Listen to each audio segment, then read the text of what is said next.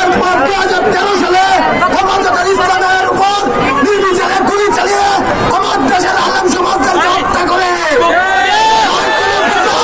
এখন পর্যন্ত বাংলার মাটিতে হয়নি।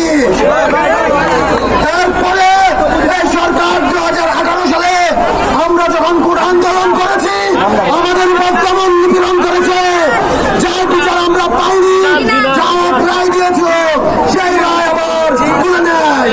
এর পরিপ্রেক্ষিতে আমরা কিছুদিন আগে যে আন্দোলনের ডাকে বৈষম্য বিরোধী ছাত্র আন্দোলন, এই আন্দোলনে আমাদের উপর নির্বিচারে গুলি চালায়, হত্যা করা হয় আমার দেশের শিক্ষার্থীদের।